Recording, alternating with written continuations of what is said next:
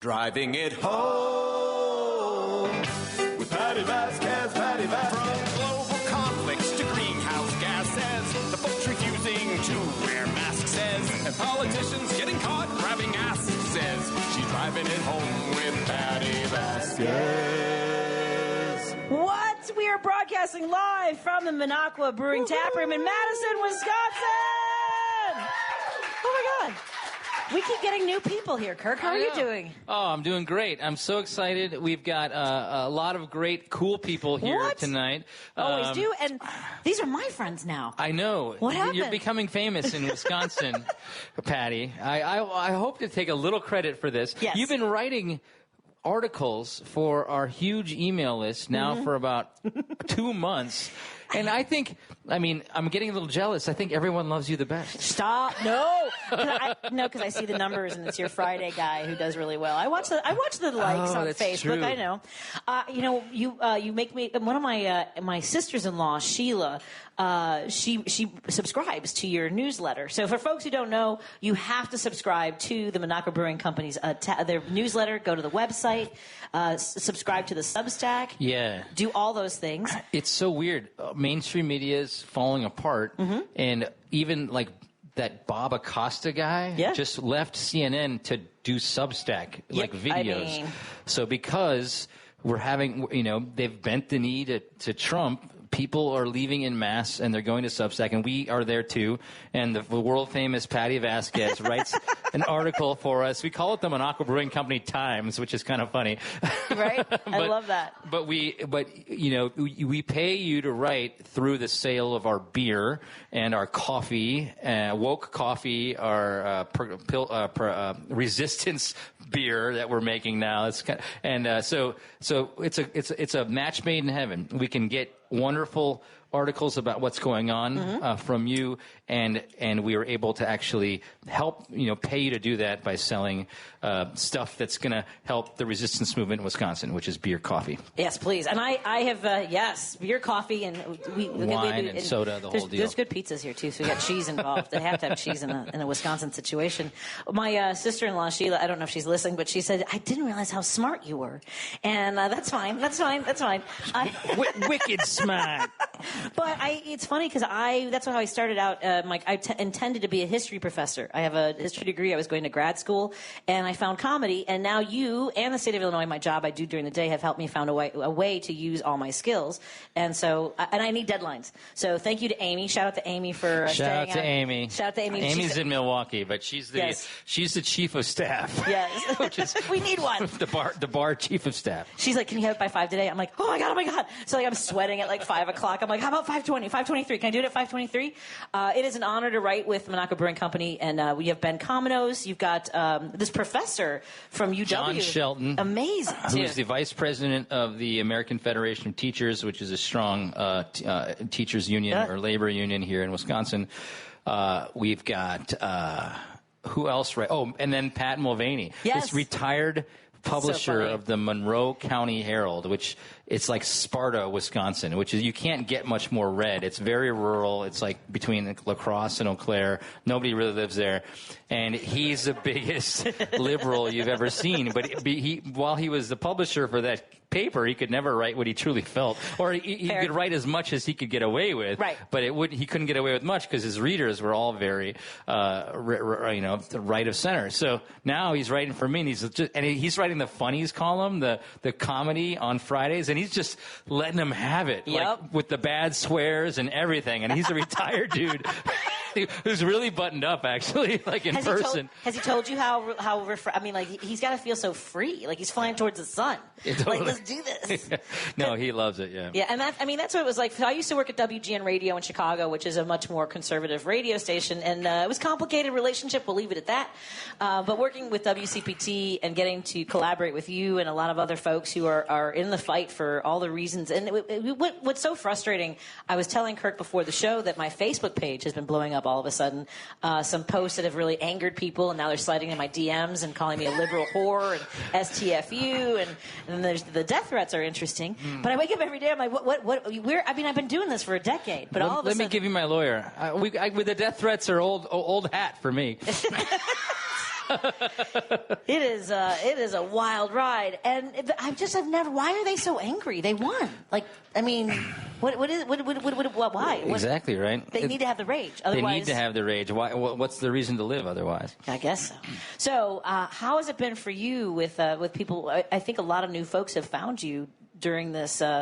In the last 4 weeks alone of not realizing, because there is a fart around and find out factor that's going on for folks. Yeah. No, it was funny. It wasn't funny. It was very terrible. After Election Day, this bar and our online kind of presence was dead. I mean, so many progressives just didn't want to think about anything politically related because they were so depressed.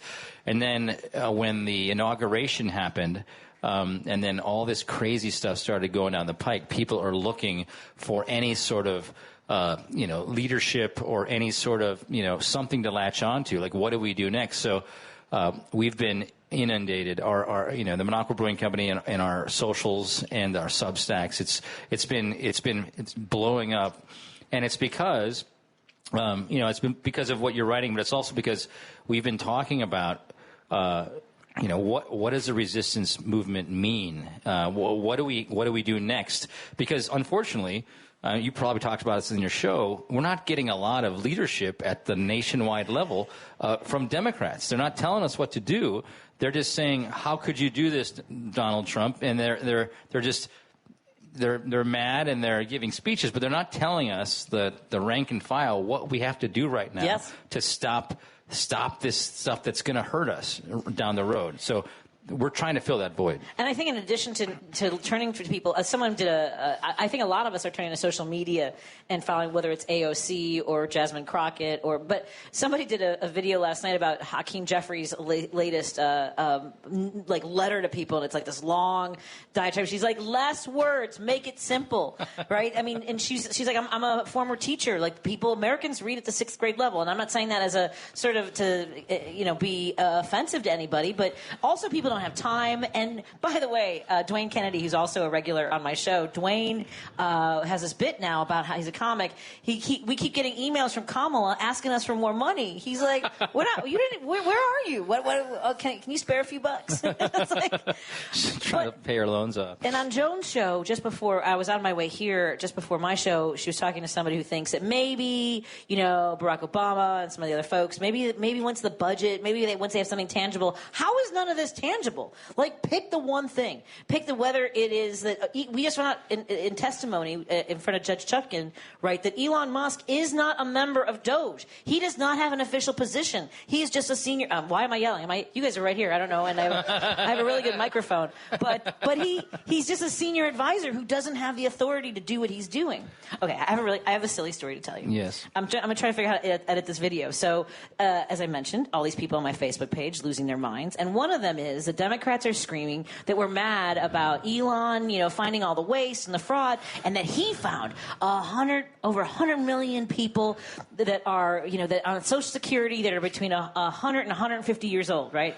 So I'm not going to just go that stupid, right? So I started researching it, and yes, there's a lot of articles, and to your point about media, like they are just they're not covering it. They're not doing the dive. Wired.com covered it, and when they were explaining, it's because the federal government still runs on COBOL programming.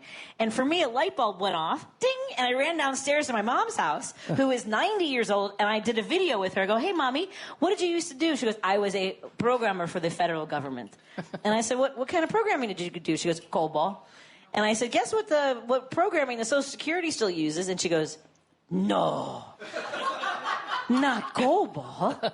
And she started laughing because, do you remember Y2K? Right? The reason that Y2K was that they were worried was because they had never come across the moment where it was all zeros and ones. It was basically the Turing machine. So the data reference in the Social Security database goes all the way back to 1875. So but they're not getting paid. Like what he didn't find anything except that we still use old crappy programming. Yeah. Isn't that ridiculous? Because he's got these engineers who are 19 years old. Yes. He's probably paying like $500,000 a year, and they think that that's God's gift to them, specifically because they can be manipulated because they haven't figured out anything about life yet. No. These are the guys cracking that have your bank account information. One of them is, I don't know if you saw this story, one of them is 24 years old. He's a graduate of University of Nebraska. No dings, I'm sure it's a great place to learn programming. But his claim to fame prior to working for Doge was, and this is great, I'm sure, was using AI to decipher a classic Greek text. And he figured out how to use, yes. And so that's how your benefits and your programs and education and healthcare is a guy who figured out the Greek alphabet with AI, is all I'm saying. Great. Wonderful. Do you know about Curtis Yarvin? I'm sorry, can I just scare everybody about the stupid crap that's happening? Have you heard about this Curtis Yarvin guy? I have not. Anybody in the room heard about? No, see, maybe I should. So Rachel Maddow just covered him, but I knew about it because one of our listeners called last week. So this is he's a former software engineer, basically a blogger, right? And he has this whole theory about how democracy is broken. We need to destroy it from within. We're just a corporation.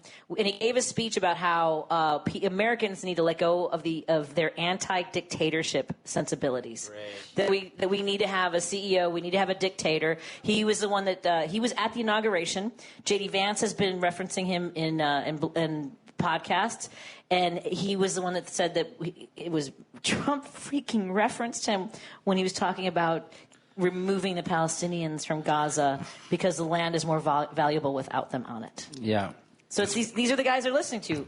Just saying. The guy with the classic Greek AI program and some blogger. That's what we come. So why shouldn't it be Monaco Brewing Company that sets the platform? Why aren't we need to write a Project 2028? Well, yeah. I mean, let's get into it. Yeah. Like the Project 2028, it was originally written by Erica Chenoweth and Zoe Marks from the Kennedy School of Government in 2022. If anybody's not read that, those two professors took every single resistance movement from the World War II, and these resistance movements were in Czechoslovakia, in Poland, in Belgium, in Finland. Finland was trying to fight against the Russians taking them over, but the other three were fighting against Germany, Nazi Germany taking them over. There also is a resistance movement in Chile with Pinochet. Augusto Pinochet killed thousands of people, but there was a resistance movement that ultimately won.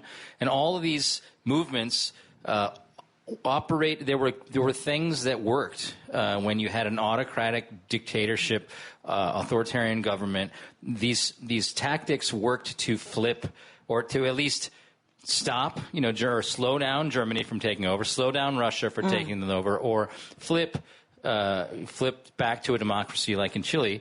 And so there's a lot of these elements that have worked in the past, and they put them all together, and they said, these are the building blocks of what an American resistance movement need to be. All right. And so we have a blueprint for excellent. this. And we're gonna take a break here, and when we come back, Kirk and I will be joined by Jonathan Garber, co-founder of Madison East Indivisible Chapter, and we'll talk to him when we come back and talk about the resistance and what people can do. And I'm a big a believer in setting your own pace on this because I can't react to every single thing. Clearly, it's not going to go well for anybody if I do. I don't. No. You have to think long term. Yes. You can't think about everything that comes down the pike, or you will go crazy. Mm-hmm. What do you mean? It's all fine. Everything's great. I can't. Let's take a break here. We are broadcasting live from the Monaco Brewing Tap Room in Madison, Wisconsin. We've got a great crowd. Come on by if you're in the area, and we'll be right back with Kirk and Jonathan Garber after this on WCPT 820 Heartland. Oh, wait a minute. Thank you to our newest sponsor, Solar Source. You can go to Source Solar. You can go to source.solar. They're our newest sponsor, and they are your source for affordable solar panels. Reach out to them to find out if you qualify. If your house, you qualify already. They already have over 100,000 happy customers, and it's a great way to be better involved in protecting our environment and saving you money. More after this on WCPT 820 Heartland Signal. Hey guys, this is Richard Chu, host of Chu's Views, weekday mornings from 6 to 8 a.m. on WCPT. For those of you who don't know, we have a digital newsroom anchored to our radio station. Our journalists at Heartland Signal uncover some of the worst extremism from state legislatures, congressional races, and across government in the Midwest. And now, every weekday morning during the 7 o'clock hour, I'll fill you in on the latest Heartland Signal articles, editorials, and sound bites. You won't want to miss it.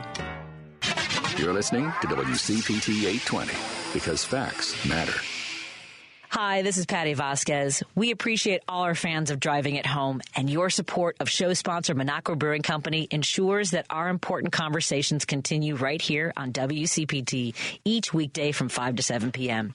You can now find the Resistance IPA, Labor Lager, or the Resistance Pilsner beer at several Illinois locations, including Arminetti Wine and Spirits in Woodstock, Pineapple and Company in North Riverside, Lions Beverage Depot in Arlington Heights, and MP's Liquor, Wine and Beer in North Aurora. For a full list of Chicagoland locations, please visit MinocquaBrewingCompany.com. As always, please vote and drink responsibly. You're listening to Driving It Home with Patti Vasquez. There's so much that goes on behind closed doors. On WCPT 820. Hey, everybody. We're back at the Minocqua Brewing Tap Room in Madison, Wisconsin with a great crowd here with Kirk Bangstad. Thank you, everybody.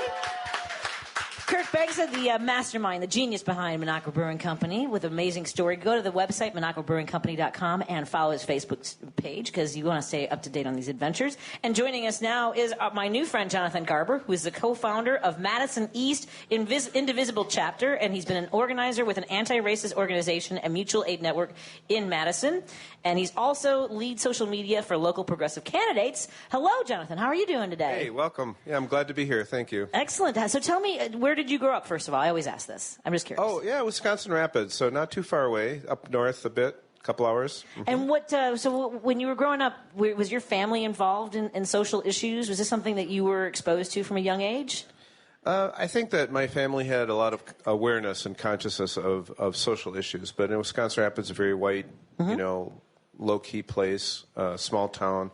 There wasn't a lot to pay attention to. My dad was interested in being on the city council and ran and was involved in a lot of civic organizations. But I remember, particularly my grandmother, who was born around the turn of the century, 20th century, was just very aware that people are the same and different, and you have to respect and honor people's where they come from and who they are, no matter what they look like, or how they talk. What did you think when you saw your dad, running for office and the influence of your grandmother? What were some of the things you thought about doing when you were a kid? Because, look, I'll be honest, I wanted to be an Air Force pilot because of Tom Cruise, not realizing they were actually the Marines. Never mind, long story. I was a kid. But what were some of the things that you imagined doing when you were a kid? Well, I actually decided to go to film school. Oh, there you go. It was something that I really wanted to do, some kind of artwork. So that was on my mind a lot. And I didn't really think that far ahead, actually. I was just kind of living in the moment. Involved, yeah. But, like my dad, I learned to be really involved in the community. Mm-hmm. So it was important to me. What was some of the early work that you did? I mean, working with the anti-racist groups. When did that work start? What kind of drew you into this space? Let's see. It was around 2013. I don't know what was going on at that time, but I just realized that if I didn't get involved and learn, because our organization was an educational organization teaching white people how to be anti-racist and how to not get sucked into white guilt, but to actually be there and step up for allies, right? Right now, the national organization is called Standing Up for Racial Justice. And I just realized that if I didn't participate, then I was just more of the problem, really. And just really kind of just unhappy about what's going on racially in our country. So felt really important to be part of this collective that was there to educate people. And we did these 7-week trainings that really took people. Wait, just pull it down. That's okay. That's okay. It's live radio. Yeah, that's all right. Anyway, so I participated in that in our activism and our workshops for about 7 years. And what, because I think that a lot of folks came to be more aware of the anti-racist movement or educating themselves that way after George Floyd's murder. I think a lot, especially social media, sharing books and things like that. And you still have, I was in a lot of groups where, you still hear a lot of, well, I'm not racist. And so, and then also the idea of making black folks do the work of explaining what their experiences when they've already lived it, and it's like re-triggering trauma. What would you say for folks is the best advice you have for when you're talking to somebody? How do we be more patient with somebody that we're trying to connect with? That I'm not saying the overt racist, but the ones who are like, oh no, I do my part. I don't know, I don't need to be trained. I'm against racism, but there's a difference. This is what I mean between being against racism and actively working towards being anti-racist. Yeah, I would say that the most important thing is just to really see yourself in other people's shoes. Like, what it's like to be a person of color who has to live day by day, trying to prove themselves to get ahead in ways that other people just easily walk into, that it's just like an open door, the privilege of being able to have the equity, have the jobs, those kind of things without much effort. And so I think it's just people really understanding what it's like for other people that don't have the privilege that we have. And it's relentless too. We see how it went from, CRT, affirmative action, and then CRT, the language that people were using to basically say they didn't like people of color in the spaces that they assume white people should be in. And I heard Tom Hartman put this so well today. I was like, I hate when other people say the things I should have said. It really bugs me. But DEI doesn't mean that underqualified people of color are getting a job, or a veteran, or someone with a disability, or a woman. It means that an unqualified white person isn't getting it. And I was like, what? Boom! What? Yeah. I was like, oh man. That's exactly it. But the right political oppressors will turn everything against what's really true by getting people angry and short-sighted about what's really going on. Illusion of some corruption is going on with DEI, for example. Right. Yeah. And when did you start working? So Indivisible groups started around the country when Trump won. Is that right? Or when he was running? Is that when Indivisible? Yeah, so what I understand is that Indivisible started when Trump was first elected by a group of ex-congressional staffers. I'm assuming that were fired by Trump, right? and they started to organize it. Leah and Ezra were, decided they were going to pull together a national organization and start to interest people around the country to start grassroots organizations. So they're local organizations that are, they're led by a national organization, but to work locally, to influence local politicians from state, county, and state levels to resist the Trump agenda, to emphasize human rights, to emphasize what's important about, whether it's, social programs, DEI, those kind of things that we need to maintain and hold on to them, which, through the crazy first Trump administration, we held on to a lot of what democracy is about, but now we're seeing it cut through. And fortunately, the indivisible organizations around the country have been growing exponentially in the last month. Yeah. Our organization's fairly new, and so we're just like new, and then it grows like by leaps and bounds while we're new, and it's been kind of an intense effort to rise to build the organization up as we just get an influx of new members. So what we do is, we are really a very open organization. Like we know there's so much to do, and people that join our organization can choose, can start initiatives within the organization and start to build coalitions with other groups. So we're working on things like immigration, trans rights. We're certainly working on building the, people to join in on the Supreme Court race because Susan Crawford, Judge Crawford's race coming up. Susan Crawford's race. It's absolutely important, absolutely essential that we maintain the liberal balance on the Supreme Court, and so we're working hard on that. And but mostly, for me personally, I was vacillating as we approached, especially Martin Luther King weekend. What an ironic weekend to have an inauguration. But I was vacillating between feeling despair and just wanting to go to sleep, just want to sleep through this and then realizing that if I didn't participate, just like with the anti-racist work, if I didn't participate, that I would, there was no option for me to be, I don't know, there was just no option for me to be in despair. That was just not an option. So I decided to join in, and I went to the first Indivisible meeting that we had in November, and then by January I was on the steering committee, and we built our organization up. We're building our organization to work on multiple levels.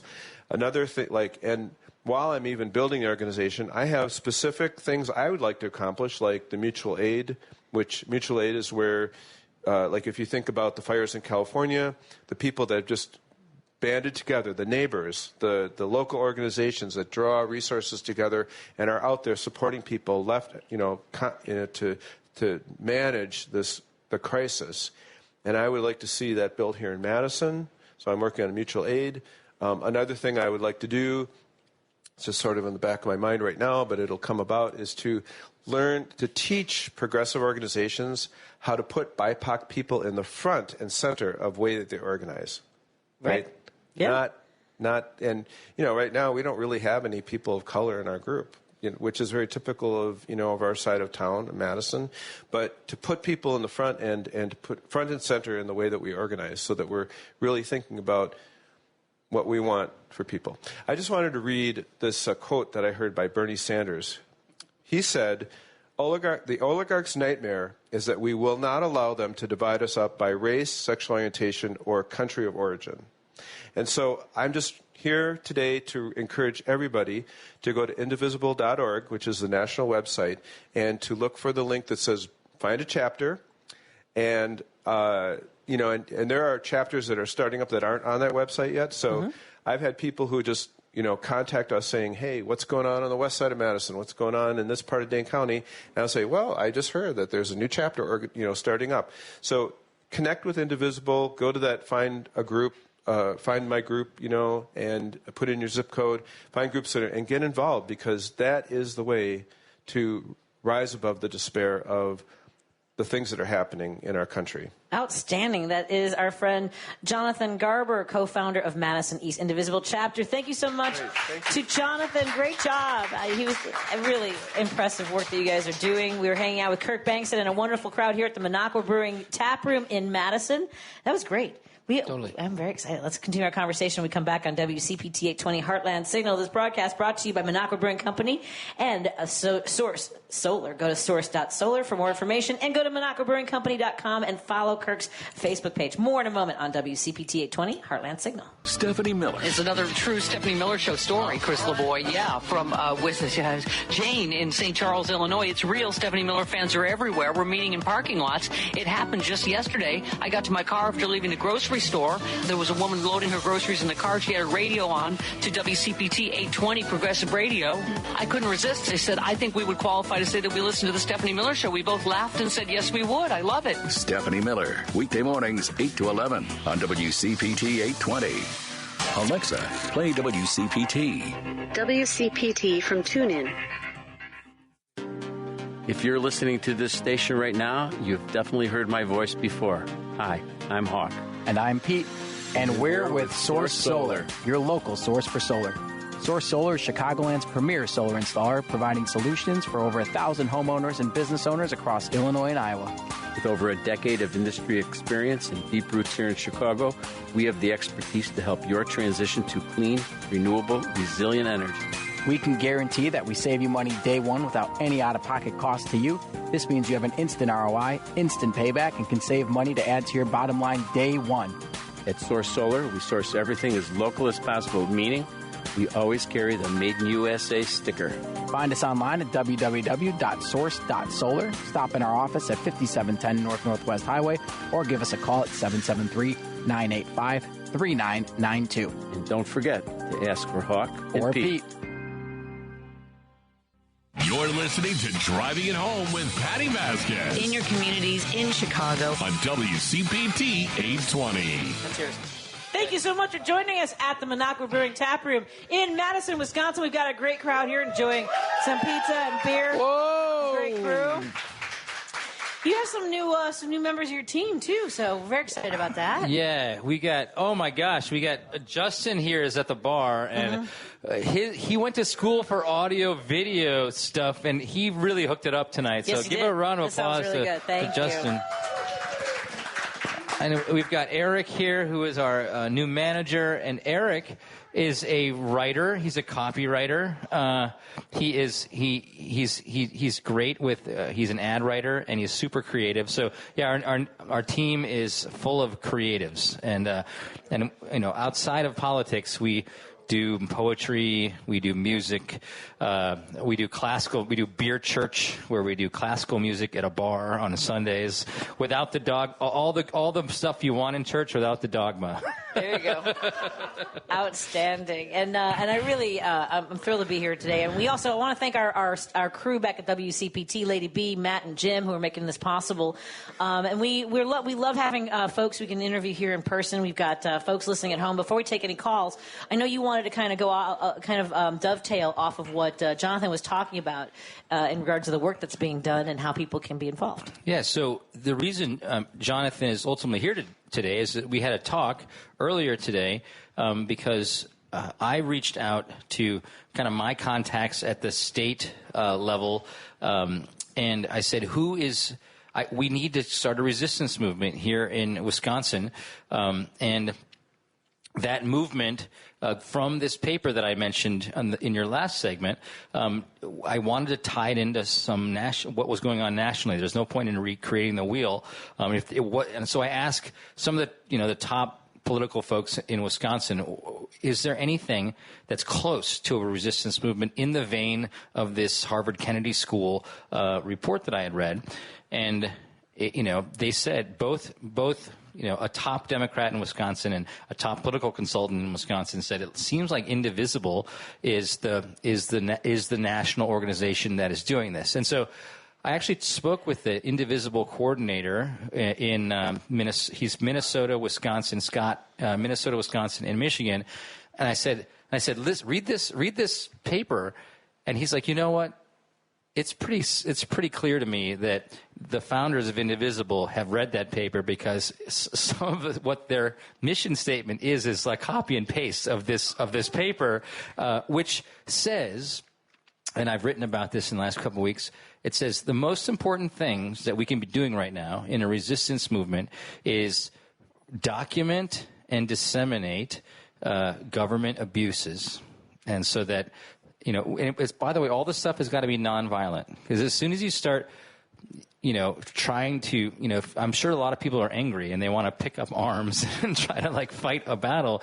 But as soon as you do that, they can use that against you and say that you're lawless and say that, these are the thugs, and guess, is exactly. And so Martin Luther King, that's the only reason, the civil rights movement was ever going to happen, is they had to be nonviolent. And so all this stuff is under the veil of nonviolence, but you have to document and disseminate all of government abuses so that you can turn Republicans who had voted for Trump back into the sane folks, that will just not accept that anymore. The second thing is there will be pain down the road. What's happening in D.C. now is going to get to every state eventually. And so there will be, and our economy will probably tank, and we won't have any funds. FEMA won't have any money. There won't be any federal government funds to do anything. And so the mutual aid that Jonathan was talking about is something that states and localities are going to have to start developing. Another thing is legal aid. As soon as they start coming after immigrants or coming after political activists, I mean, it starts with immigrants, but it goes to everybody who disagrees with them eventually. There will be people put in prison, and you need lawyers there immediately to try to get them out. And you also need lawyers there to sue the government whenever they start seeing something going on with the judges that still are not corrupted. So legal aid, mutual aid, documenting and disseminating, government abuses. And also you have economic collectives. So we have to be able to find business. And I'm working on this, and I've told you a little bit about it. We're working on finding businesses to all shake hands with each other and kind of band together and offer all the goods and services that people will need so they can spend with progressive businesses to make sure that no money that they spend goes to any companies that are funding the Trump regime. Right. And that's an economic collective. And so all of these things, and is that Goods Unite Us? The Goods Unite Us app is who I'm working with, and they've already done the work to, with the database to show what corporations have given to the Republicans, what have given to Democrats. And so you actually know where you're shopping and where you're spending your money. I was at the liquor store the other day and found out that Kettle One gives more money to Democrats. Just want to put it out there. I'm just saying. It was practical in the moment, is all. The final thing that's super important, and I'm talking with a labor union rep tomorrow, is at some point protests are. We all think protests are great, and they are great. We got to keep on protesting. We got thousands of people need to show up, but when they start cracking down militarily, they're going to start hurting protesters potentially, and so protesting is going to get more dangerous. And so what can you do outside of protesting is you can have strikes, general strikes, where you can just shut down the entire economy, and that's more safe for people who want to resist what the government ultimately will be doing, how they're harming us. And so you have to start making connections with the labor unions, and especially public sector labor unions, who can then throw the sand in the gears of what the federal government's trying to do. So those are the things that are in this paper, and those are the things that Indivisible is actually talking about to a certain degree right now. So I talked to Jonathan earlier today, but we talked to the Dane County Indivisible group. We talked to Lake Country Indivisible, which is Waukesha. And we just talked to Indivisible in Wauwatosa. And then on Thursday, I'm talking to your friends at Indivisible Evanston. Oh, great. And so there will be hopefully a statewide and potentially, Illinois, interstate, Indivisible that's hopefully all, every group can do their own thing, but there will be some sort of a multi-state direction on resistance in particular that hopefully will adopt some of these things in that paper. And that's why, and we're trying to get that moving in Wisconsin. And I think everyone that I've talked to, every single Indivisible leader I've talked to is like, yes, thank God we're doing this, because we got to do it now. We see the writing on the wall. And what's the best place? Is it Indivisible? Is there a landing spot you said for every Indivisible organization? Indivisible.org, find a group. And by the way, I always should say this: the Democratic Party, it still exists, and every county party has their own structure as well. The one, and we're going to definitely be working with every county Democratic Party. However, there is, for those under, often under 40 or 30. That's not an attractive group to belong to, because they've been failed by the Democratic Party, and Bernie Sanders getting shut down when obviously 4 years ago or 8 years ago. It's like there's a lot of folks that you're not going to get joining a group if it's just a Democratic Party. So I'm all for working with the Democratic Party, but there's Indivisible has a lot less baggage, and so that is why we're kind of moving in that route, because it's more easy to recruit younger folks who need to lead this actually. And for folks in Chicago, in my neck of the woods on the Northwest Side, an Indivisible Northwest Side has also started, and they're going to have their first event coming up. So follow them on social media. It's Indivisible NWS, I believe, on social media. And before we get to the break, there is a listener who says that Kevin from Niles says a new beer selection would be Cult 45, only available in MAGA size. Which, nice. I think it would be a tiny can. Nice. Because tiny hands. Yeah. Thank you, Kevin. Well done. We're going to take a break and come back and continue our conversation here at the Minocqua Brewing Tap Room in Madison, Wisconsin. Brought to you by Minocqua Brewing Company Tap Room and Company and all the things. MinocquaBrewingCompany.com. Follow him on Facebook. Also go to Source.Solar, a sponsor of Driving It Home with Patti Vasquez. More in a moment on WCPT 820 Heartland Signal. A Better Life with Dr. Sanjay Gupta. You want to set your kid up for a healthy life? Well, you can't start early enough. A new study out of the UK found that reducing sugar in the first 1,000 days after conception, so that means gestation up to around age 2, may cut a child's risk of chronic illnesses in adulthood. More specifically, it decreased the risk of type 2 diabetes by about 35% and the risk of high blood pressure by about 20%. To me, the most interesting finding of this research was that limiting sugar consumption in utero and in early life may cut down on a lifelong preference for sweets. That is to say that a sweet tooth can be hereditary, and if you hold the line early, your son or daughter will have an easier time controlling how much sugar they eat when they get older. Now, when they're old enough to notice, modeling healthy eating habits is probably one of the most helpful things you can do for them as well. I'm Dr. Sanjay Gupta, helping you live a better life. Chicago's Progressive Talk, WCPT 820, where facts matter. You're listening to Driving It Home with Patti Vasquez on WCPT 820. Thank you so much for joining us. We are broadcasting live from the Minocqua Brewing Tap Room in Madison, Wisconsin. Thank you. Got a great crowd. If Adam Seltzer is listening, we have some Mysterians joining us today. Very excited about that. Don't forget, the Mysterian convention is the last weekend of September, and I think it's again at the Congress Hotel. This year it's the Congress Hotel. That'll be a lot of fun. I'll be speaking at that event as well. And here comes Kirk. We've got a listener on the line, Jim. I want to preface this for folks who are in the room who maybe don't hear my show very often, but my dad, Jim, reminds me of my dad if my dad was a West Side Chicagoan who was liberal. So, Jim, what's on your mind, my friend? Hi, Patty. Nobody on earth is going to convince me that this nightmare hasn't been quite a month yet. I don't care who it was. Yeah. They couldn't convince me of it. Think of it. They have a highly contagious measles outbreak in 2 states. They have our flu is at the highest it's been in 15 years, serious flu. They're cutting the CDC down. They're anti-vax. You know, the Republican Party is completely anti-vax.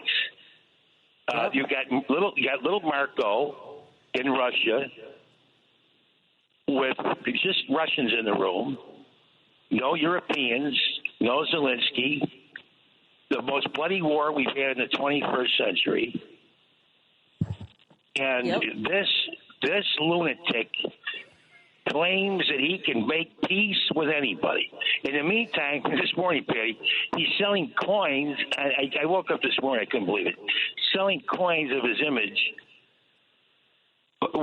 How broke is this guy? I know. I mean, how broke is he? Did you really call in to that number that you saw listed? I heard you on Jones' show. Did you really call in and tease the guys that are selling that? And they told you to call the... Are you kidding? Of course they did. I was out of my mind. You were talking about swearing. I felt like I was on the chain gang again. You know, I started swearing so much. Anyway, no, I called, and they were dead serious. I'm like, how can you sell coins of a president of the United States? They go, well, call the White House. I said, call the White House. I said, the White House in Johannesburg, South Africa, with those 4 Afrikaners that are running the country, Keel and what's the other guy, Musk, and the rest of these 4 Afrikaners. They're running the country. Yeah. But the point is that nobody can tell me this has only been a month. It's about 2 days. It'll be a month. And Project 2025, and the Heritage Foundation, the Project 2025. I mean, these are abhorrent to American democracy. And if we don't realize that, then shame on us. Anyway, Patty, thanks for taking my call. You have a good time. pour me a beer. We up there when you get a chance. We'll tip one back for you. Someone tip one back for Jim. I feel like I'm in an SNL skit underneath the the lower whacker. You know, it's like that's the most Chicago accent I've heard in a long time. I'm telling you, he sounds just like my dad. My dad was over by there. Where's the party at? Who you going with? Hey, you need a fin? You need a fin? You need a sawbuck? I got a sawbuck for you. What do you want? You need a C-note? I got a C-note. If you're going out, I'll give you a C-note. That was hilarious. Everything was over by there. The funny, what he mentioned struck a chord. You know, people are getting measles. Mm-hmm. You know, they just hired. You know, RFK is now Robert Kennedy is the chief, the king anti-vaxxer is now in charge of our health department. What's happening locally, which I don't think you probably heard about in Chicago yet, but there's over 80 communities in Wisconsin have now banned fluoride from their drinking water because there is this. There's one debunked study that suggests that and it's only in countries that don't really regulate the milligrams of fluoride. So they didn't even do this. Nothing about really America, but they linked fluoride to lower IQs in children, but it's from countries that have way too much fluoride, and so we actually put a little bit. So there's one activist in Wisconsin who's this anti-vaxxer kind of person who is now convinced 80 communities. And DeForest, which is like, if you're a professor at UW-Madison, you're probably not making, enough money to actually buy a house in Madison. So you have tons of educated folks that live in DeForest, which is, and 80% of them had never, they did a poll and they extrapolated. 80% of them were horrified that they just banned fluoride, but somehow MAGA got like a 4-3, majority in their little town board, the suburban board, and they went and banned fluoride. So this is yet another thing that, it comes from DC, but it gets strengthened by these movements on the right, which is the anti-vax movement, the know-nothing anti-education movement. Those are part and parcel of why indivisibles have to, or county Democratic parties have to show up at all these meetings, and have to document the crazy talk so that we can disseminate that to voters, either media or our groups. If you're on our social medias, we can disseminate that to voters and make sure that these things don't happen, or they stop in D.C., but they don't enter our individual states. And that's the alarm bell, I think, that we've been trying to ring for a while. And look, I came to understanding down ballot races in the last, I would say, 15 years or so. When I was on WGN, people would call me and yell at me about whatever issue that was on their mind. And I would ask them, I'd be like, so what does your state rep say? And I was right. And I'm like, what does your state senator, what does your alderman say about this issue? Why are you calling me and yelling at me? Have you showed up at their office? Have you sent them an email? Do you know who it is? And I would love when I would start asking, and you would hear them go, I know. and that would happen even in Springfield. I mean, we had a budget impasse for 2.5 years, and people started not getting paid. We had providers of senior care, of child care, who were going 6 months, 9 months, 18 months. Early intervention in Illinois right now, well, let me put it this way. The reason I do my day job is because I have had the experience of raising a beautiful child who was born medically fragile. And when he was born, they immediately sent in therapists to help him start moving his muscles, even in the NICU, right, with tubes and everything. And they started us on early intervention to help him reach his potential to the best of his ability. And they didn't think he was ever going to walk. And he started walking when he was 3 years old. Right now, today, because of what happened under Governor Rauner with that budget impasse, because people quit, they went into bankruptcy, they left the field because it was just too hard to provide for their families. It is a 1-year wait for children, and they're only eligible till 3 years old because of what happened with a billionaire governor who wanted to break the unions, who wanted to make us a right-to-work state. So these things have a long-term effects. That's why we have got to think long-term, and that's what I was coming to is the down-ballot races. You have to pay attention and show up, and you've been talking about a school board race that needs to be paid attention to as well. Tell us a little about this one. Yeah. There's not a whole lot of time left to vote. I think the polls close at 7 today. Oh, is it really today? Yeah. Oh, no. Well, it's a primary. Okay.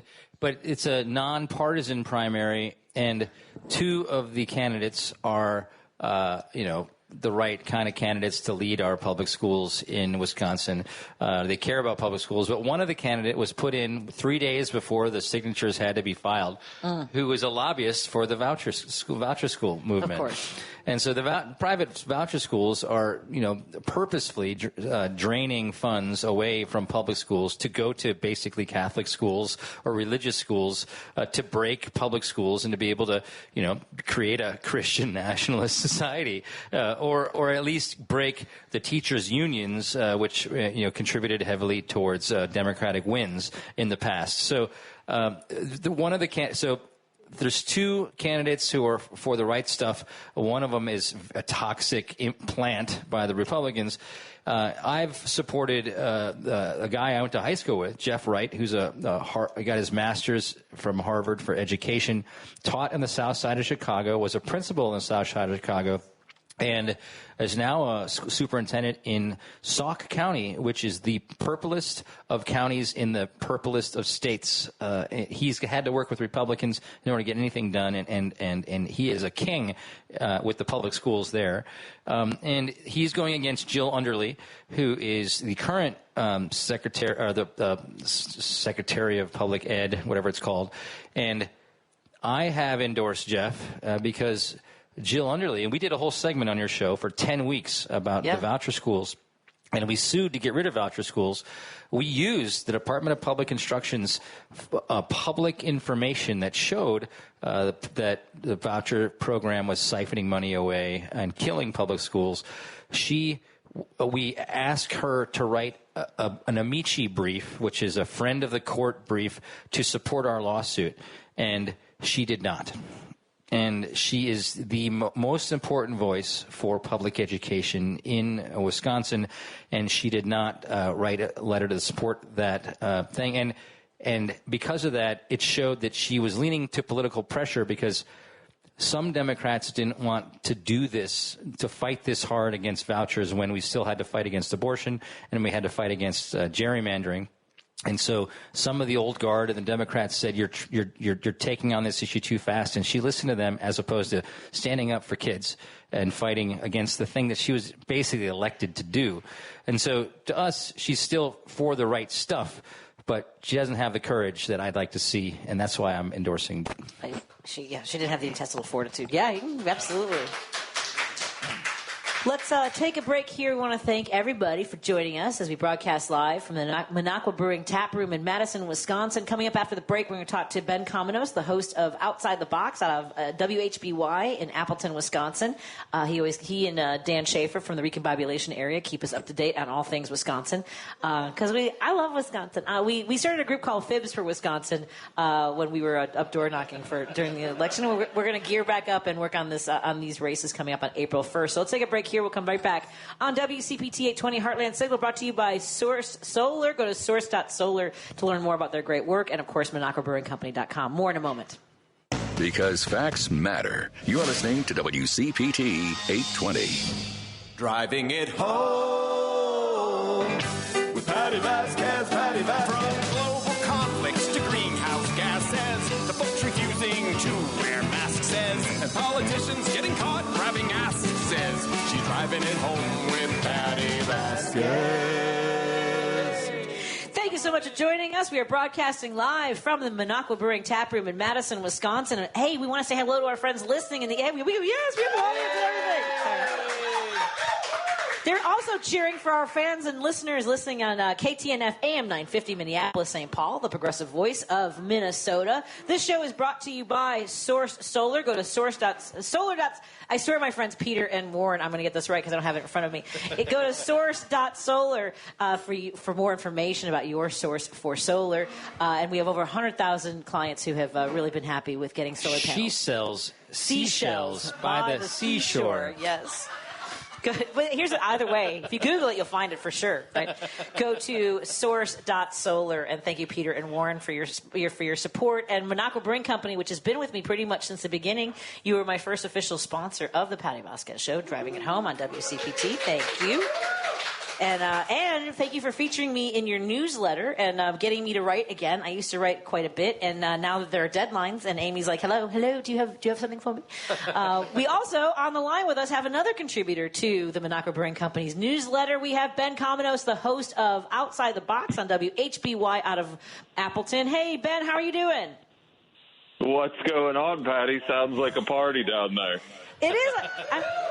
There you go. Yeah, you're missing out, my friend. I'm sorry you couldn't make it today, but we'll have to get you next month. How are you doing? How's Appleton? Just peachy, just going through it here. Yeah, it's fine. Thank you for asking. See, so we were talking about this a little bit earlier. Like, I actually don't trust anybody when I ask them how they're doing, and they're like, "I'm great." Like, I need people to hesitate. I need to know that they are spiraling and feeling a little out of control as much as I am. Otherwise, I don't trust you. Is that where you're coming from? Yeah. I totally agree with that sentiment. People learn quickly. You don't ask me that question unless you want the answer. That's yeah. It's a dumpster fire. Yeah, so I get it. Yeah, I hear you, Ben. I don't want to ask anybody either. I do, however, once there's a plan that suggests, a way out, I've latched onto that. And so I'm not as in despair as I was maybe 3 weeks ago because we're moving forward with a plan.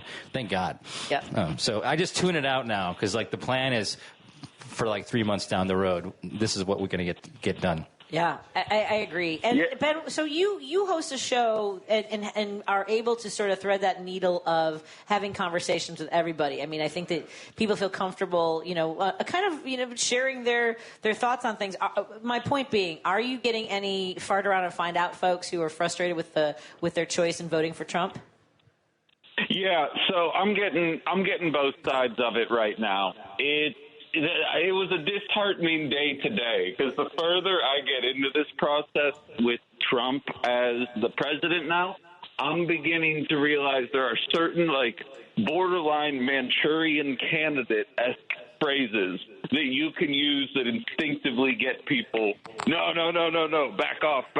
He's getting fraud out. He's doing these things. Right. It's very interesting. There's a certain layer of defensiveness, but then that's mired in 2.5 years worth of conversations of the cost of living is ridiculous, and them being on board with that. And I just keep harping on, tell me one thing, yay, 2 genders, yay, we're making immigration hard. Tell me one thing that has actually impacted you, and we'll have a conversation about that.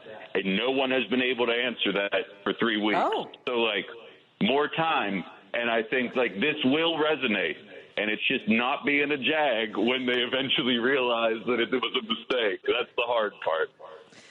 One of the things that remind me of the writer who said, that we needed to disseminate the government. Erica Chenoweth and Zoe Marks. Right. So the thing is that, when you say that they're excited that he's, weeding out fraud and saving us money, they're just going off of tweets by Elon. It's not based on any reality. It's without any evidence of that, right? It's even more than that, because I saw it just floated today, and if this actually does get picked up by the Trump administration, I think it's actually good politics.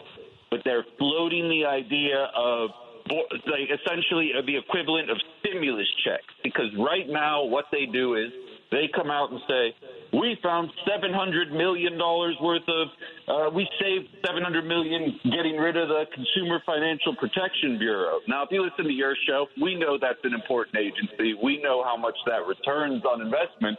But if you're looking to slash government, you're like, $700 million. That's a lot of money. Until you realize there's 350 million people in the country, and then you realize that's $2 per person savings on their taxes. So it's just oh my God. Hammering that math home, I think, is what's really going to wake people up to it. That's what I've kind of been harping on, and I won't lie, even with all the craziness with Trump, I can't stop beating the dead horse that is the Democratic Party while I'm hammering Trump. And This is what happens when you don't have a party. The Democrats come out now and say, well, yeah, we agree there's fraud and waste in the government, but we're increasing defense budgets. We're increasing all these budgets despite you saying, yeah, we know it's there, but what are we going to do? That opens the door for bad actors. So I totally agree with you. It's a bunch of tweets. The math doesn't add up. There's barely even any evidence that any of this is happening, but there wasn't an alternative presented. Yeah, no, I agree with that. The alternative, Ben, this is Kirk. So what I have sensed since it's the inauguration especially, but even since Trump got elected, is who are we supposed to look to for leadership on the Democratic side? Nobody has emerged with a plan or something for all of us to do. And so there's been a void, and I want to find a solution. There's been such a huge void, I think, at the federal level that this is why I called you up. I'm like, let's just start writing the truth. I called Patti up. Let's just start writing the truth because there's been so much misinformation. That was what I first did, but we needed somebody to say this is how to resist at a national level. And do you see anybody leading progressives at the national level right now? I don't, and it's an incredibly depressing reality to see right now. I'm not saying it's impossible. I'm not saying that a dark horse can't come out of nowhere, not even necessarily in politics, but I've said on my show a dozen times over, I don't think the future leader of the Democratic Party is in the Democratic Party right now. Like, what we're seeing right now is bad. Like, objectively, it's not good. We're seeing welfare programs get rolled back. We're seeing immigration programs get rolled back. But it's also nothing that we haven't seen under any other Republican administration. There's a lot more bells and whistles. Trump is breaking more crap than previous administrations, but the actual politics are the same. They roll back welfare programs, and we have centrist Democrats who defend what's been rolled back, but very rarely will expand what is available. We need somebody to come out. I've been preaching Project 2029 to you guys, both on your newsletter and on your show as well, Patty. We need a Project 2029. We got to be working on it right now. They want to talk about completely eliminating these different programs. We come back with creating new programs that will actively benefit the people voting against Democrats. But we need someone with that kind of vision. I agree with you in every way, Ben, except if we don't get elections in Project 2029, then we can't have that, can't even have that conversation. So I think before we come up with a Project 2029, we have to ensure that, or at least figure out what happens if we don't have free and fair elections, in 2029 or even 2026 or whenever the next congressional races are, that we can actually potentially gain a majority in Congress. I'm afraid that the way things are going, that those elections will be, I hate to say rigged, because that's the word that's never used. But every time what's the word? Every time they say something, it's a deflection, a confession, right? Yeah. So they say things have been rigged back in the day. I actually think it's going to get rigged, or I'm worried that happens. And what do we do to try to stave that off between now and 2026, while we also create a way forward that can convince voters, that there is a leader in 2029? I like where your head's at, and I don't want to say I have been more reserved in what considering the election fraud perspective. Not to say it can't happen, but I've always been, I've tiptoed around that conversation, and I don't know if this sounds too laissez-faire, but if the Trump administration keeps going along the route that it is, we're not going to need to worry about it. I'm going to be honest with you. Things aren't going to get better. I know you guys are online. You see what's happening to farmers right now. I played the viral clip of the farmer who realized he was losing the welfare program that Biden signed that's keeping his farm afloat. There's dozens of those people. Give it 6 more months. There's an idea in progressive politics called accelerationism, wherein Donald Trump is going to make things so bad that what would have taken 20 years for people to wake up to will happen in 2 years. I don't know if that's Pollyannish. I don't know how realistic it is. But in order for people to want to defend an administration, there has to be good things happen. And I don't see that coming with tariffs and cleansing Gaza and taking the Panama Canal. I don't see that outcome coming over the course of the next 3 years. I think there's going to be more conservatives screaming to get out than I think a lot of people realize right now. Yeah, I mean, it's hard because we're going to have Greg Palast on the show next week. I don't know if you're familiar with his documentary and the work he's doing. He believes that this last one was rigged.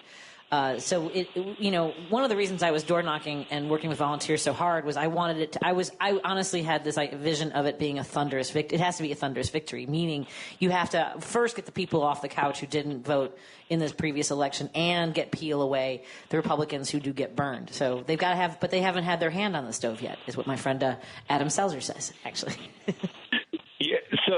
So, I mean, if you're doing the show in Madison right now, we're about to go into our next budget session where inevitably Republicans are going to propose trickle down, right? It's the only idea they have. They want to cut our taxes is what they're going to end up saying. They tried the exact same plan in Kansas 10 years ago. Republican legislature, Republican governor. Trickle down passed without any concerns at all. 3 years, a $10 billion surplus became a $4 billion deficit, and nobody benefited from it. And the conservative legislature vetoed the conservative governor to get rid of trickle-down economics and raise people's taxes, because that's how mad the people of Kansas were at their Republican legislature. I'm telling you, these guys can be tricked, but eventually they do catch on to the schemes that are getting played. It's just a matter of pointing them out and then welcoming people with open arms when the eyes finally open up. I'm telling you, call me Pollyannish, it's coming. Ben, I want to believe exactly what you're saying, and I think there is a world where that exists. I also fear that the news that those Kansas folks listened to was probably telling them the truth about the economy tanking and about a deficit happening. I don't know if we're going to have a news apparatus that in the next year or two that will be actually telling people what our federal deficit is, or will be telling people the truth, or they might be shut down if they actually try to report the truth. And there's such a cacophony of disparate news sources these days that I fear, they're winning the social media meme wars for sure. They are making corporate media kowtow to them by suing the bejesus out of them. And the only places we have left to see the truth are Substack and the Cominos article, the Minocqua Brewing Company Times. That's right. Which scares the heck out of me, because if people don't know they're getting screwed and being told that everything's great, they might not trust themselves and their pocketbooks, because maybe it's just me and not the rest of society. Yeah, that's definitely a concern, and that's also one of the major differences in the two voting blocks, in my opinion at least, because Democrats need to work on upping their media game. You're not wrong at all. But there's also an element that progressives will think for themselves. Like, you can go 2 years into the past on my show and hear me calling out MSNBC and CNN for trying to convince us that Joe Biden's still with it, because I knew what I was looking at. Whereas Fox News can tell its listeners or viewers that Donald Trump just golfed 18 holes in one in a row, and then they will jump on board with whatever's said there. There is an element of gullibility and believability that I am most certainly not smart enough to figure out how to crack. But what I do know is you've heard all the progressive crap that I've just said for the last 20 minutes, and I have a large base of MAGA, not even conservative, MAGA voters that listen to my show and say, yeah, now that you mention it, I never thought about it that. Like, I have emails in my inbox from MAGA Republicans saying, I've been working for the last 40 years and I never understood why I couldn't get ahead, and listening to you has made me so aware of how much these systems are rigged against me. They're looking for these answers. It just needs to come free. We just need to work on making the message bigger than what it is. I mean, I don't know how else to put it other than that. And part of that goes with the Democrats, A, investing in it, but B, being able to actually go and take the heat when you're asking these questions. You know I'm anti-billionaire. Explain to me why the DNC chair is talking about good billionaire. I need some answers here because I don't believe that's real other than Batman. So, like, get me someone who means business here. I agree. And here's the thing. Something that worked in Alabama, I don't know if you guys have seen this, there's their energy bills went up by anywhere from $100 to $600, and the energy company sent them letters and said it was because of the decision of the Trump administration, of the White House. More of that. So we have my son is in a therapeutic day school, and our programs are vulnerable to that federal funding. And we got a letter that said, "Hey, we know that there's some concern out there. Just want you to know that your child is loved and safe." No, say that we know people are scared because of the Trump administration. Like, put it in the language. But I know that's got to be scary. I mean, like, if we have billionaires running corporations that won't do it, we have Google Maps going with Gulf of, white trailer trash. I don't know what we're supposed to. I don't know. But I mean, like, whatever energy company it was that had the cojones to do that, more of that. Just like signing the stimulus checks, Or. Yeah, exactly. I personally call it the Gulf of Luigi, by the way. What were you saying, Kirk? That'd be great. Or, check this out. I mean, how many more airplanes have to crash before that's pretty much proof in the pudding, too, right? Like all of a sudden, all these airplanes are crashing right when Trump takes office and fires all the air traffic controllers. I mean, maybe... Uncanny. I have to fly in a couple weeks, so stop laughing. Yeah, you hate to laugh at the deaths of people that are simply just trying to fly, but there's no doubt about it. I mean, right? They're trying to claw back. I think the EPA guy they're trying to claw back like $700 million that they doled out in something in the Biden administration. This lack of money that was passed during the Biden administration, a lot of it went to infrastructure. I'm guessing they're clawing that back. Bridges will break. There will be chaos and there will be accidents, and that leads, unfortunately, I think, you're going to have really mass suffering. Mm-hmm. That can beat the actual misinformation that Fox will try to do to spin that, because you just can't avoid, calamity. Yeah, I mean, what sucks, Kirk, is that's going to be a lot of things. Like, realistically, we're dealing with this school voucher garbage right now. It's happening all over the country. The best school voucher program gives $3 out of $4 to people that were already in private school. The worst one gives $9 out of $10 to people that were already in private school. These schools are going to suffer, and there's going to be a generation of kids, as if they're not already struggling enough, just with abysmal education standards, and it's going to be on the public waking up to it. We're going to have an infrastructure collapsing. It sounds so alarmist, but these problems did not start because of Trump, but they're absolutely not going to get fixed because of the things he's doing. And it's, like I said, it's acceleration. It's things that have been trending negatively for a while, I think are going to trend negatively a lot faster. And then it's just a matter of highlighting this is happening. And what I always remind my listeners is, just as quickly as Donald Trump is undoing things, this goes to show you what Democrats could have and should have done in 2020 and absolutely could do in 2028 if they get a House, Senate, and presidency. But no more. It's weird. Where's the Senate parliamentarian? Remember when we couldn't get an improved minimum wage because the Senate parliamentarian said it was no good? Haven't heard that person referenced. Come in and you can roll it all right back, and even stronger than it was. If you're not learning anything else from the last month, it's that all of this is transient, and it can come and it can go on a whim. We just need people that mean business, and people will buy into people that mean business. It seems like that if people are willing to break things, we can break things for good as well in terms of gridlock. Right.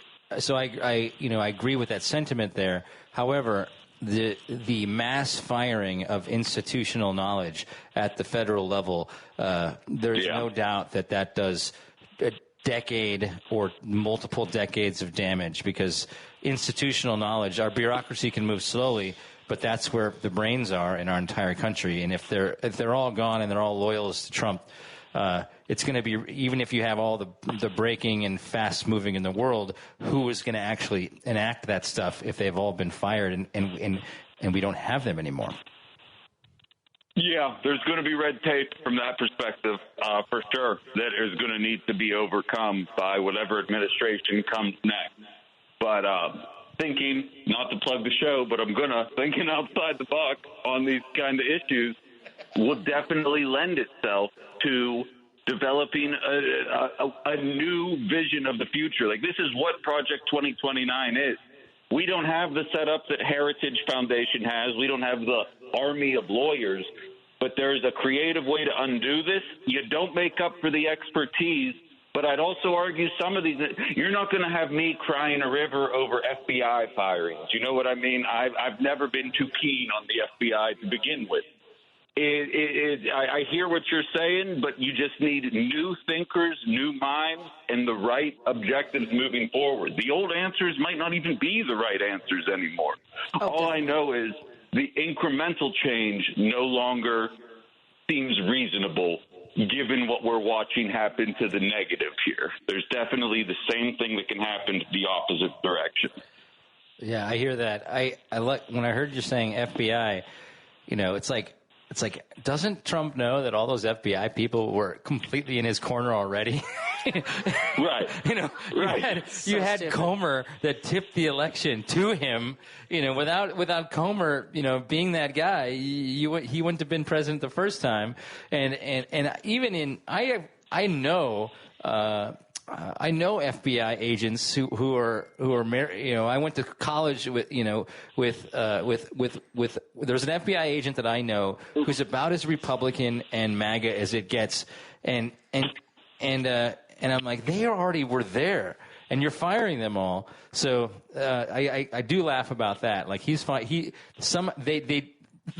they didn't prosecute him for the last 4 years. The Justice Department gave him the ability to run for office because they slow-walked everything, and yet he's firing them. That is funny to me.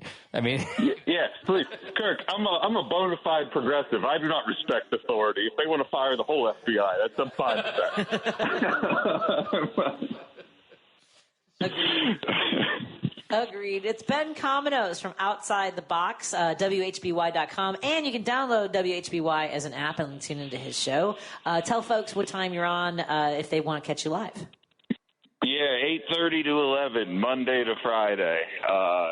Just doing it every day. I do it 7 days a week if they'd let me.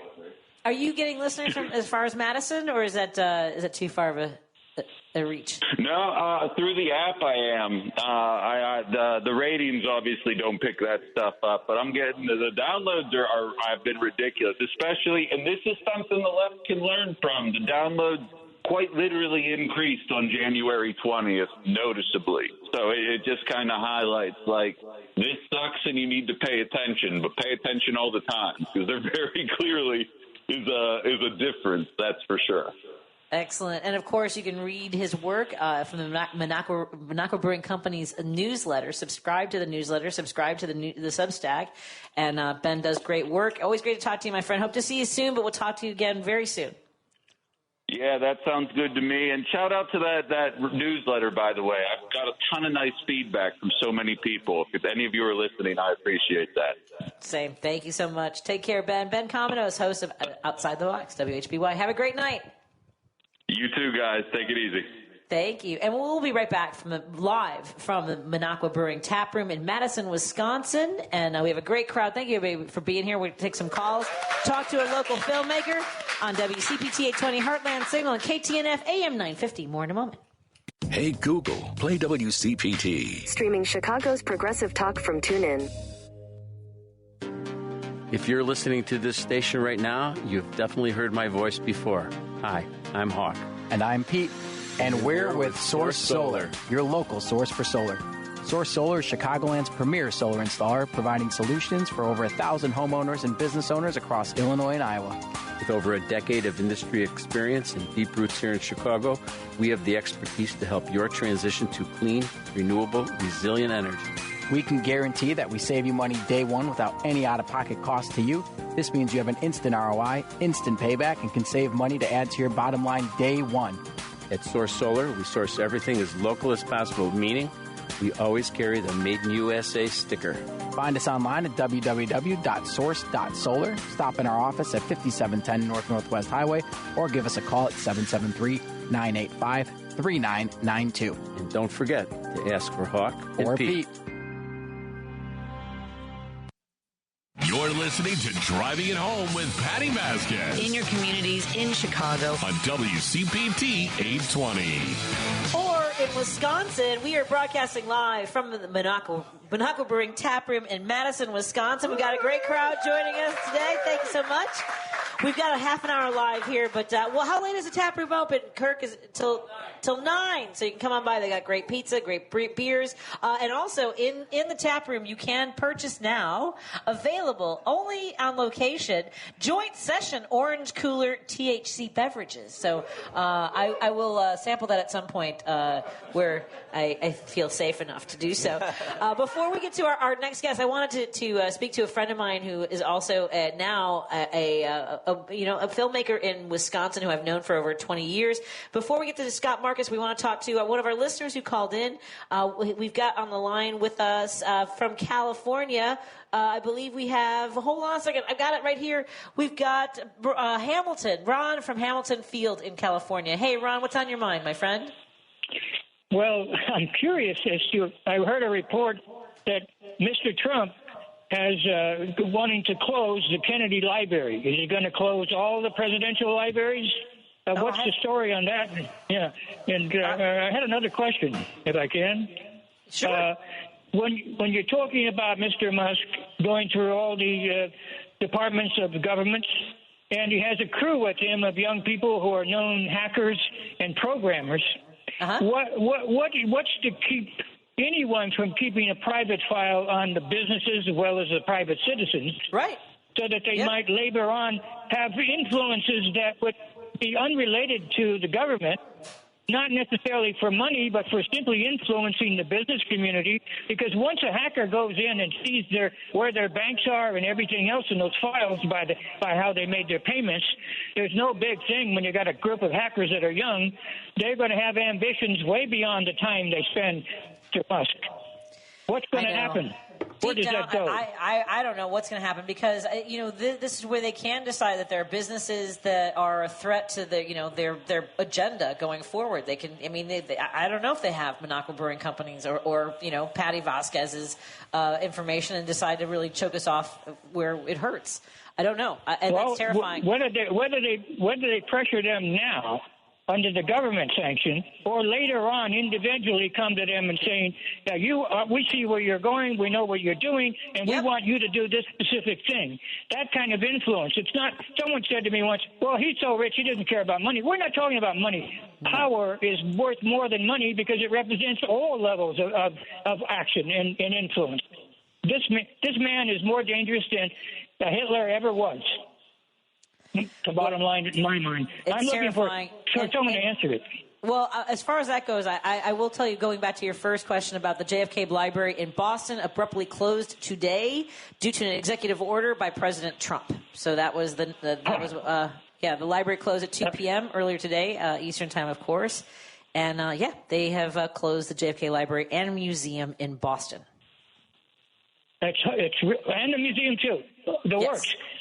So when is he going to go after Mr. Nixon's library? How about the Herbert Hoover Library? It's in Iowa. It's very small. It's so ridiculous on the face of it. I would hope, but it's not going to happen, that we had an election tomorrow morning. Who's going to stimulate those Republicans in Congress to get their hearts and minds together to do the right thing? It doesn't seem like that's coming anytime. When you have someone as wealthy and as powerful now as Musk, who basically controls elections, no one's going to go against him on the Republican side. Well, I'm sorry. Oh, God. We're not French, and we don't go back.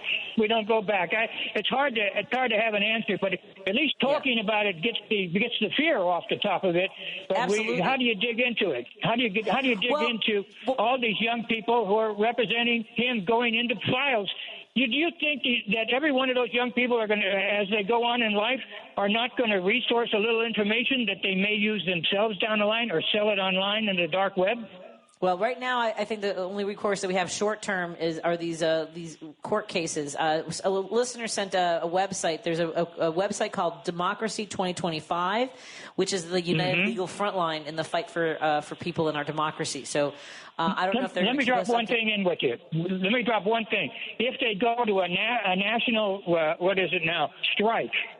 If they do that, I would hope they would do it in the morning and deal with all public transportation. In the states in which these Republicans reside, then you might get some action. You're not going to do it out of good faith. And I would say get involved with groups that are doing the organizing, like we talked earlier with our friends from Indivisible. Go to indivisible.org. I know that they're doing. I think that's the direction they'll probably be moving toward is the peaceful protest and resistance. And we talked about general strikes in the first hour. Kirk brought that up, and I think you're right about that. I will thank you so much for calling, my friend, and keep calling us. Keep having these conversations. I will. Thank you for telling us about the library. Transportation first. Transportation before they get to work. Thank you. That's right. Goodbye. Thank you. Thank you so much, my friend. Scott, I want to welcome Scott Marcus. Now, Scott is a filmmaker, an author. He does ghost stories and tours. Yes. Scott, bring that microphone. You know how I used to get in trouble at Zany's in Vernon Hills. Liz would come flying out of the kitchen. Hold the microphone up to your face. That wilting lily, Liz. Yes. Scott and I have known each other since the late 1990s, I believe. That is true. Now, I do ask everybody this. Where did you grow up, my friend? I actually don't know this. And actually, just around the corner from Zany's. Mundelein, Illinois. So north suburbs, about as close to the Wisconsin border as downtown Chicago. I think kind of right in the middle there. And were you interested in filmmaking and saw working at a comedy club as kind of part of that universe? You know, I grew up, actually this is funny because this is how I got that job, filling out my application as an 18-year-old to work at Zany's. Oh my God, I'm so old. And it was, one of the questions was, why do you want to work here? And my answer was because I'm the only one who knew who Letterman was in kindergarten. Oh, because that's great. I grew up watching Carson and Letterman and really appreciating the entertainment. Not only the entertainment, but like the whole mechanism of like why these people are on. They're on to promote and yada, yada. And of course, then you grow up watching all these great comics come onto the show. And then, oh my gosh, they're playing down the street at this comedy club in my town. Yeah. I want to hang out with those people. So kind of that's that great. segue. I grew up watching Johnny Carson too, and it was funny because I actually started just about when he retired, so that was kind of bizarre for me. Right. And before that, I mean, you and I, because we started at that club around the same time. Saw the sort of evolution from when you were on Johnny Carson, and if Carson invited you to the couch, you were set. You'd get a deal at a studio for sitcoms and all kinds of stuff. You can, I mean, the list is long, but from that to sort of the saturation of late night talk shows, and like Letterman didn't really have that many comics on. He would, and over a 2-year span, he only had 2 women. I mean, there was a lot of conversations about that. So it was a little bit weird for me to kind of watch, and it shaped the way I decided to stay in Chicago and build my career there. But now, like, the only way to be booked at clubs is to be an internet star. I mean, you have to be able to, like, Zany's doesn't book comics for a whole week anymore. I don't know if you know this. No, I didn't. It's a one-nighters. Wow. It's all like, and comics they produce their own shows now. Okay. Like they have to sell their own tickets. That's like being in a band now, and you book a show with the obligation to then it's a bringer show. You got to bring 20 people if you want to play here. Yeah, it's just it's a different business model. And so, what were some of your favorite comics? I know that I remember working with you when I opened for Dave Attell. We have pictures together with Henry Cho. Yeah, just to name a couple. John Panette, maybe. There were so many. Richard Lewis. Absolutely. In addition to Patti Vasquez, favorites include. There's so many great local comics that just didn't get that, mainstream widespread popularity. Fred Klett, Tim Blue. I was just thinking about Mike Lucas. I haven't thought about that name in a long time. Yeah. But he was so funny. He was not a local, but still, he's a lesser known touring act. But my very first show. Emo Phillips was the headliner. Oh, wow. And then the next night, Lewis Black was the headliner. Oh, there you go. So that was a very good opening weekend for me. Yeah, that's a good way to And then I start. stuck around for a long time. Now, were you intending to go into filmmaking or writing books? Was that part of the plan? Yeah, absolutely. I was already I guess at that point I was 18, so I was just getting started. But I already had a big interest to work in television specifically, to be a writer for television, developing shows. In a dream world, I would be Artie from the Larry Sanders Show. I'd be executive producing a late night talk show. That hasn't yet come to be, but yeah, I went to film school, Columbia College. I love that there's so many other storytellers even in this room, hearing that there's writers and whatnot here. But yeah, that is something I pursued. And then, your path is always going to meander and weave around, because obviously it's been 25 years of being a storyteller for me this year. And there are so many jobs now that didn't exist back then, because there's so many different ways to tell stories that didn't exist back then. So it's the journey has moved around, but I've always maintained being a storyteller. Well, I remember you telling me stories when you came back, because you lived in Hawaii for a little bit, working on the set of Lost, which was fascinating for me. It's a little-known show. Little-known show. I don't have a problem with the way it ended, folks. I don't care what anybody else says. I don't have a... And I had no control over how it ended. Nobody so watched don't blame Lost? Me. I feel like none of you watch. Well, don't watch it now with all the plane crashes. You don't want to see it. That was dark. I apologize to everybody in the room. But I mean, like that was one of the first times I remember you telling me about that experience, and then we connected a little bit in Los Angeles when you were living there. And it's not what people think. Like, it's hard. It's a grind. Yeah. No. If your heart isn't fully into it, you're going to burn out really quickly. If you don't find it fun, that's why I go there. Yeah. It's. You're not going to be making a lot of money, and I've got the bank account to prove it. Even though I've been working in film or television or some discipline my whole life, but at the same time, it's still where my passion is. It's what continues to drive me. And, now I work with a company. I'm not working on sets nearly as much anymore. I work with a company called the International Screenwriters Association. And one of our wonderful executives, she says this over and over again, that storytelling can change the world. Sure, I agree. And so, yeah, that's a big part of what I like to get into. And I like to bring positivity, even though, as you mentioned, I tell ghost stories a lot. And that sounds spooky and creepy. But, you get to learn about history a lot. Yes. And to me, I bring a lot of positivity to it because, well, that's my voice as a creator. But also, like, knowing or experiencing that there's people that have wild experiences, even if they're scary in the moment, it's still kind of magical that we live in a world where we don't have all the answers. And that, to some degree, anything's possible. And also, whenever you experience something, it's through your lens. Right. So to you, it might be scary and terrifying, but to somebody else, it might be just a weird moment. I've seen that, and we have some friends who follow my friend Adam Selzer. Stay spooky, my friends. So Adam does cemetery tours, and he used to do some ghost tours, and has veered more towards being a same as you, so a storyteller. But he does a lot of the history elements to it. I've moderated panels he's been on. And so it's one of those things where I love that integration of learning something about a time and place. But it's also, to your point about storytelling, when people have these experiences, it also it goes into our what our traditions are, whether it's religion or family or just our own fear of all of that. What have been some of your for our Mysterians? What have been some of your favorite ghost stories? Like, let's just do Madison, because I know you were telling us a few things. Yeah, well, let's see. I mean, the Tempest Oyster Bar is one of the coolest, spooky, haunted places in Madison. A lot of people don't know it's haunted, and I always say... Does the owner want you to talk about it that way? Yeah, he was totally fine. We did a podcast there that was a live ghost hunt one time. And he told his own ghost stories of seeing stuff. There you go. And this place was, at one point, a funeral home prior to its current incarnation. And in the 90s, it gets way darker than a funeral home. There was somebody that was, they were allowed to, this was kind of like in between businesses, and there was somebody that was like renting out an apartment in the basement, and they kind of just disappeared.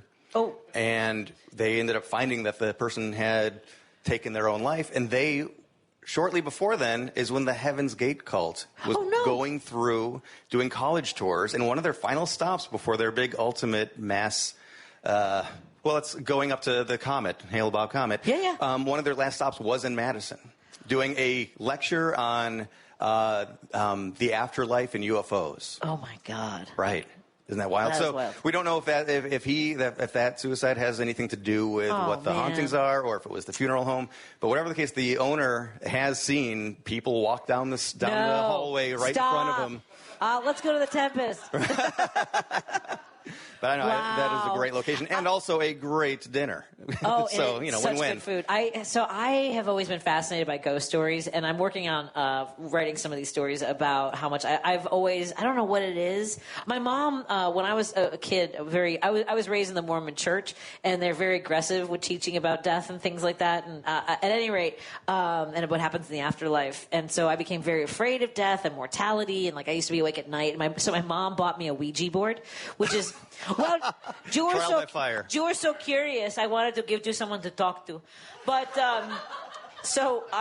but I've been thinking about this. I realize now as an adult, one of the things that appeals to me from ghost stories is I realize I kind of want to be a ghost. Not right now. I'm saying I want to be able to be that.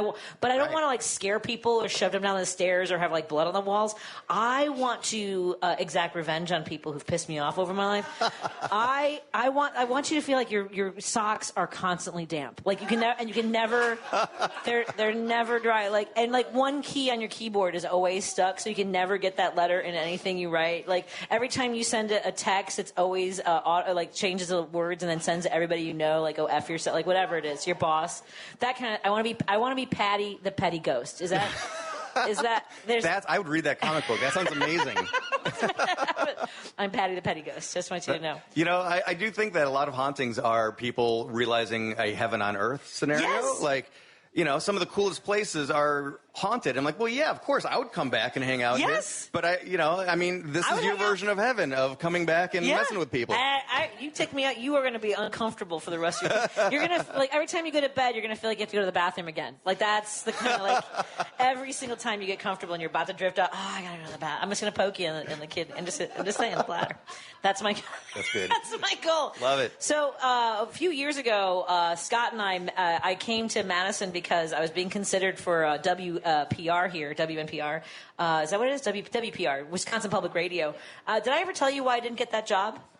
Remind me. They called all of my references. I had 3 references: a state senator, a political comedian, cartoonist for the Chicago Tribune, and Bert Haas.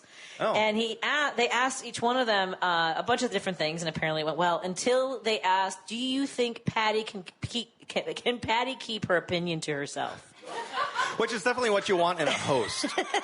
On public radio, you have to. Anyway. Okay. So what are you up to now? Tell us a bit about the work you're doing.